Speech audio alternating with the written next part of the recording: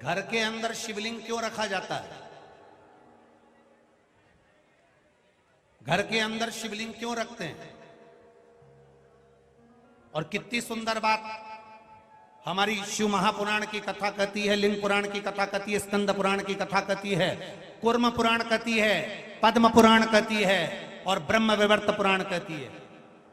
घर में शिवलिंग है और मान लो घर में आपने रोज बाबा को जल चढ़ाया, रोज आपने पूजन करी, रोज आराधना करी, रोज शिव जी को जल समर्पित कर रहे हो, और मान लो बीच में रजो धर्म आ गया या आप कहीं चले गए और घर में कोई पूजन करने वाला नहीं है, तो शिव महापुराण की कथा यहाँ तक कहती है कि घर में जो शिवलिंग है अगर आप उसको ना छुएंगे, बाहर भी चले गए, रखा हुआ है, किसी ने जल भी नहीं चढ़ाया, किसी ने पुष्प भी नहीं चढ़ाया, किसी ने कोई चावल का दाना भी नहीं चढ़ाया, अगर आप घर में रखी हुई एक बेलपत्र भी भले वो सूख गई हो, कैसी भी हो, अगर बेलपत्र सूख भी गई हो तो वो बेलपत्र भी आप शिव जी के पास में रखकर चले जाएंगे तो आपने कितने दिन जल नहीं चढ़ाया, उसका पुण्य तुम्हारे खाते में रहेगा, इस दोष नहीं लगेगा।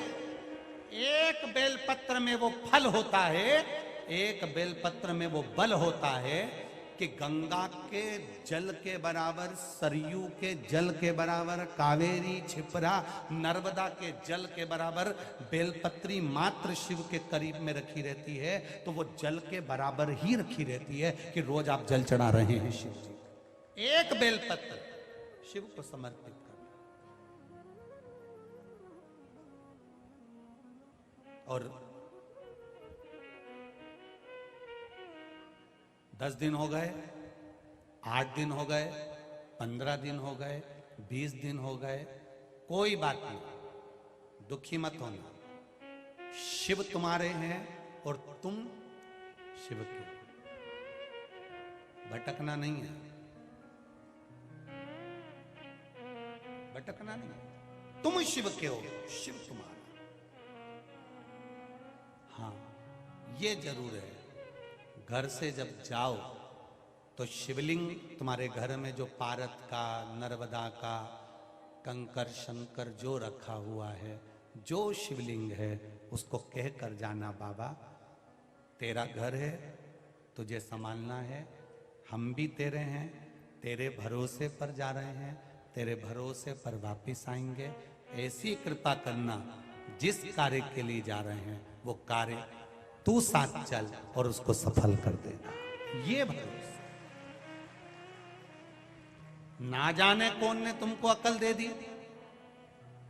ना जाने कौन ने तुमको ऐसी बुद्धि दे दी कि भगवान को डलिया में लेकर जहां जाओ भगवान को डलिया में लेकर जाओ। ये कौन ने अकल दी है? ये कौन ने बुद्धि दी तुमको? कौन ने कहा तुमसे कि तुम भगवान को डलिया में बिठाकर उनके धक्के खिलाओ? ना जाने कौन नारी कैसी, ना जाने कौन पुरुष कैसा, तुम्हारे हाथ झूठे हो रहे हैं, पात्र झूठे हो रहे हैं, ये अकल दी कौन ने तुमको कि इनको साथ में ले लेकर घूमो? ना,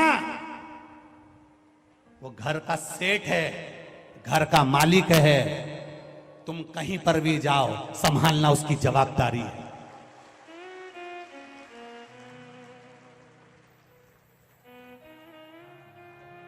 संभालना उसकी जवाबदारी है। शिवलिंग है, घर में रखो। आप अगर घर से बाहर जा रहे हो, कहीं जा भी रहे हो, तो तुम्हारे घर में लड्डू गोपाल हैं, ठाकुर जी हैं, विराज रहे, उनके लिए एक डब्बी में मिश्री रख कर आओ। जैसे तुम कहीं जाती हो तो बच्चों के लिए कुछ रख कर आती हो, यहाँ आई हो तो रोटी बनाकर आई हो, पति के लिए टिफिन लगाकर आई हो, बच्चों का टिफिन लगाकर आई हो, कोई बच्चा वापिस आएगा स्कूल से तो क्या खाएगा, उसके लिए डब्बे में रख के आई हो, तो उसी तरह घर के ठाकुर जी के लिए रख कर जाओ। मिश्री डब्बी में भर कर रखो, सामग्री रखो, थोड़ा झारी जी भर दो, जल भर दो, जल रख दो उनके पास में कि मैं लेट हो जाऊं तो तुम पाले। विश्वास जगाना है, ढोंग नहीं, प्रपंच नहीं, छल नहीं, दिल से भाव जागृत करिए। हमारे भीतर से भाव जागृत होगा, तू भगवान। शंकर भगवान का स्मरण करना, घर में जो शिवलिंग है उसकी पूजन करना। कोई कहता है कि घर में शिवलिंग नहीं रखना चाहिए, तो जो कहता है उसको एक बार शिव महापुराण अच्छे से पढ़ लेना चाहिए। जो कहते हैं घर में शिवलिंग ना हो उनको शिव पुराण अच्छे से पढ़ना चाहिए। गीता प्रेस गोरखपुर की एक शिव महापुराण की कथा, एक पुराण अपने घर में लेकर आओ और दिल से एक एक लाइन। हम ये भी नहीं कहेंगे कि तुम संस्कृत में पढ़ो, तुम तो हिंदी पढ़ना जानते हो तो हिंदी में पढ़ो। धीरे धीरे एक एक लाइन को पढ़ना, समझना कि हमारी पुराण क्या कह रही है, इस पुराण के अंदर क्या क्या लिखा है, क्या हमको समझना पड़ेगा। कहीं सियोर वाला महाराज झूठ तो नहीं बोल रहा व्यासपीठ पे बैठकर। एक एक चीज पढ़ो। काली मिर्च चढ़ाने से क्या होता है, जल चढ़ाने से क्या होता है, बेलपत्री पर शहद लगाकर चढ़ाने से क्या होता है, शंकर जी को दही का शिवलिंग क्यों बनाया जाता है, अरहर की पत्ती क्यों चढ़ाई जाती है, क्यों सरसों चढ़ाई जाती है, सरसों के फूल का क्या महत्व है, जल में तिल डालकर क्यों चढ़ाया जाता है। एक एक महत्व को आपको पढ़ना पड़ेगा। ये केवल सियोर वाले महाराज के कहने पे मत चलना। पढ़ो, स्मरण करो कि कहां से बोल रहा है महाराज, किस जगह से बोल रहा है, वो तुम्हारी बुद्धि में आना चाहिए, तो तुम्हें सुनने में और आनंद आएगा।